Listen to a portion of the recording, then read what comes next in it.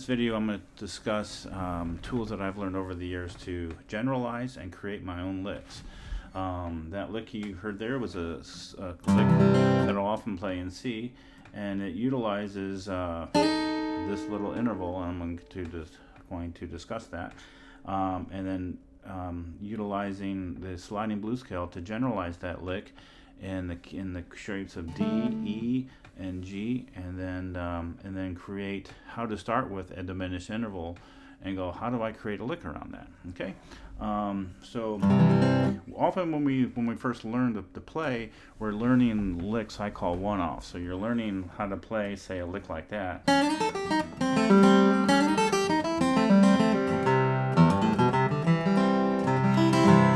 And you learn licks or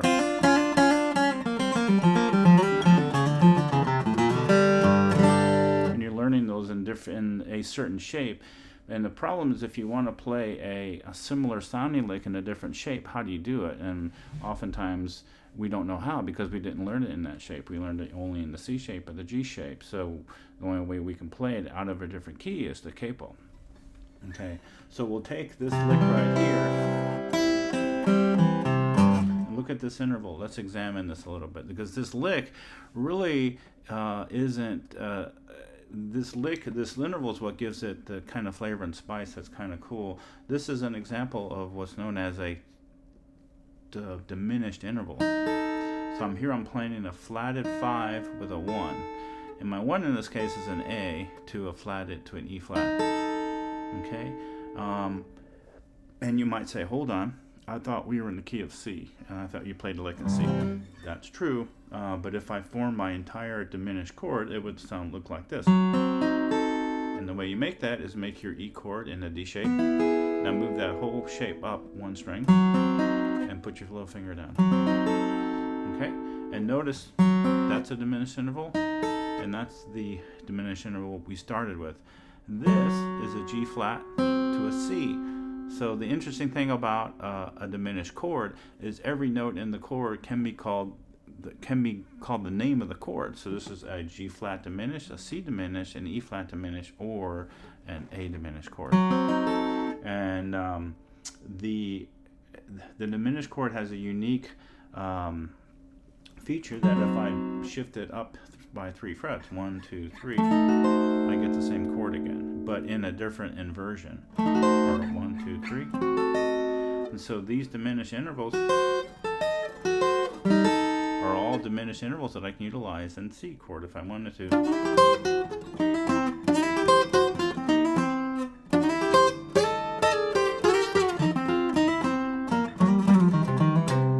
All in the key of C. So those diminished intervals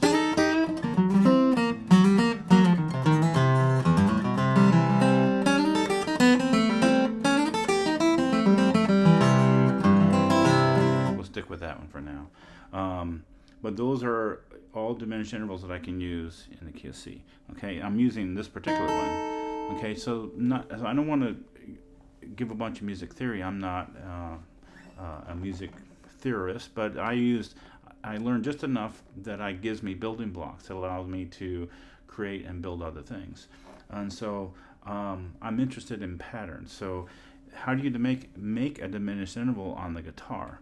Well, most of the time it's simply the bottom note, and then the upper note is just 1 fret higher. Okay, so that works on all strings except when you're playing over the 3rd and the 2nd string. It's 2 frets in that case. So for example, start with the G note. So the diminished interval in this case is going to be 1 string down, 1 fret higher.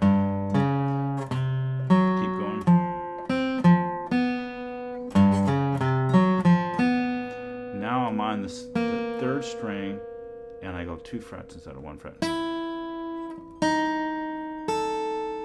Okay?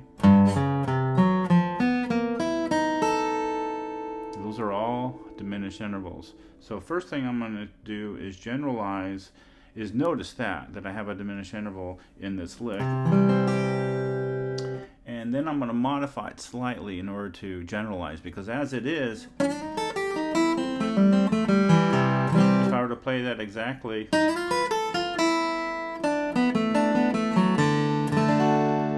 kind of generalizes, but not really. So my fingering changes and everything. So if I want to generalize to a lick, well, I don't have to change anything. I'm using open strings, and I'm going to play that same lick in D and E, and then G, slightly modified.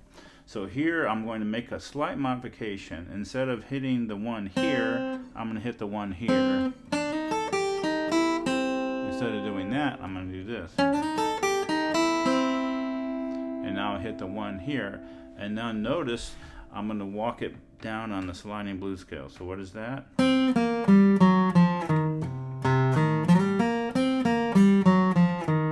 that's the blues scale. I have a video on the sliding blues scale if you're interested. But start off the one.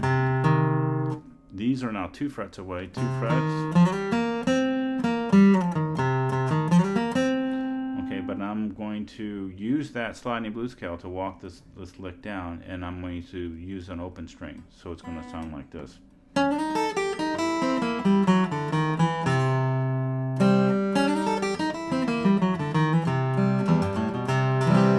So really slow.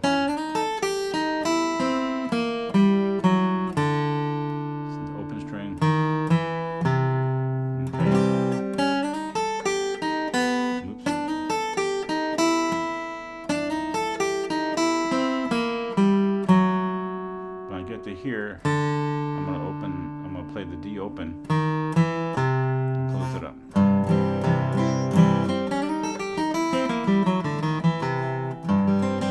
It's a slight modification to the lick to my original lick, but now this one moves. Now, I'm not going to change anything. I'm going to play the exact same open strings, and now what happens when I play, say, 2 frets down? Ooh, I have a lick now in D.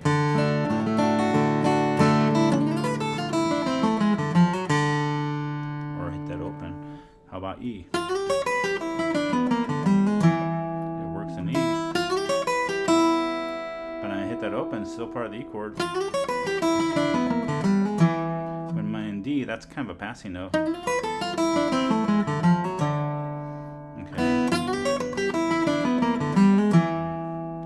G. Or the only thing that doesn't really fit in this case, the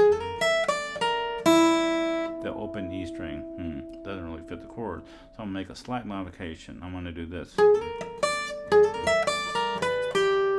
I'm going to put my little finger, I'm going to play this note instead, and then put my third finger down and bar both the third and second string to play those 2 notes together. And then, okay, so now I have the building, or the essential pieces then of a lick in now D. That's generalized to D and E and even G if I wanted to. So I'm going to now I'm going to build on that. So let's go back to D.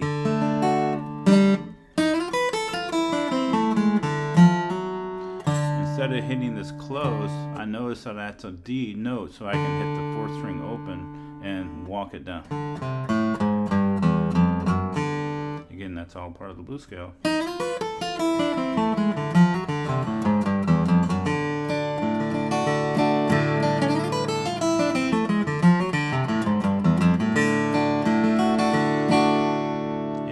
Similar, I'm going to use the blues scale again, but it's going to be fingerly slightly different.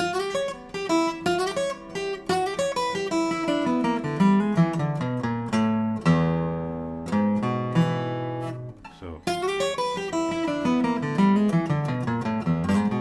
R slide to the E.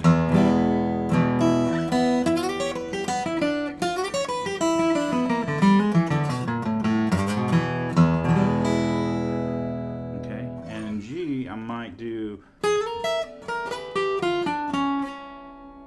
I might hit the 3rd open there instead of hitting the 4th open, so I'll go.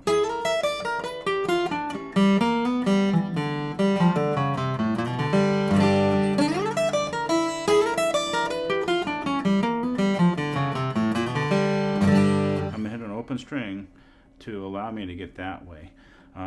What I did is I hit the the third string, the G string, twice. There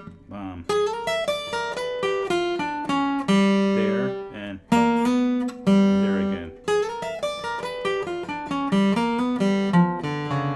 And this pattern up here is the same thing I did in D. It's just one string that way.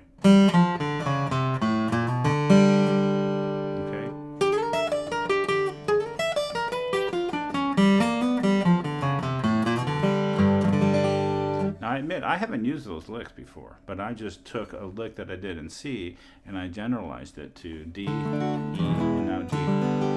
Okay, well that's cool. Well, maybe I'll use those sometime. Okay, what about other intervals? So those are all using this diminished interval. What about this one? Well, the way to find the one that you're going to use, notice in this case, this note in the C chord was a flatted 3, and to find the one using the flatted 3, if it's not between the second and the third strings, it's 2 frets away and up 1 string. So again, I'm diminished interval between the third and the second string now is 2 frets. So 1 fret, 2 frets, 1 fret. Okay, 1 fret except for the third and the second string. And then my 1 is up there. So that's a G note.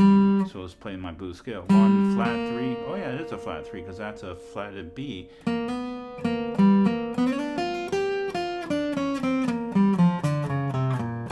Okay. So let's make a lick now out of G. How would that look?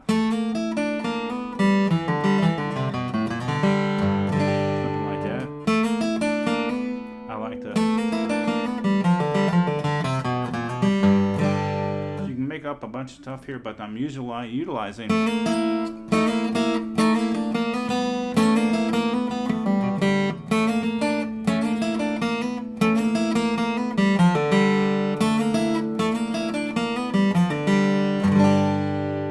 I admit I've never played that before, but it's kind of cool. Maybe I'll utilize it. So that's that diminished interval. What about this one? Well, there's my flatted 3, so my 1 is going to be 2 frets. I'm up 1 string. Oh, that's a... Oh, we just did that one. What about this one? Again, 2 frets up, or 1 string up, 2 frets away. That's a D. Diminished interval. Okay, that's a flatted 3. Oh yeah, it is. There's my D chord. So let's make a lick now out of D. So here I'm going to make a slight adjustment. Instead of starting with my first finger here, I'm going to shift and use my second finger there because I'm going to need that note. So I'm going to slide.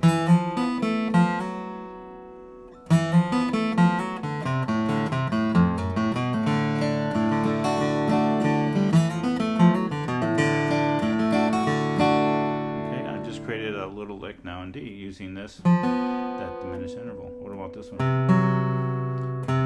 There's my flat 3, so my 1 is going to be 1 string up, 2 frets away. My A. There's my blues scale. So same strategy I just did in D. I'm going to do an A. I'm going to put my second finger there. It's going to be a similar pattern.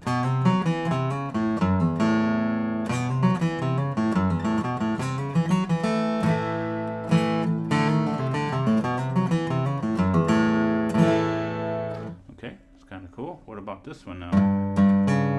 Oh well, there's my flatted 3. I don't have a string. I'm at my top string already. So what I'm going to notice is that's a G note. And then, so if I make my chord shape, I'll go, oh, which chord is that? So I went from a flatted 3 to a 3. Now 3, 5, 1. Oh. So I'm going to modify this and I'm going to play it 1 octave up and I'm going to go, There's that same interval 1 octave higher. And now I'm going to create a lick in E.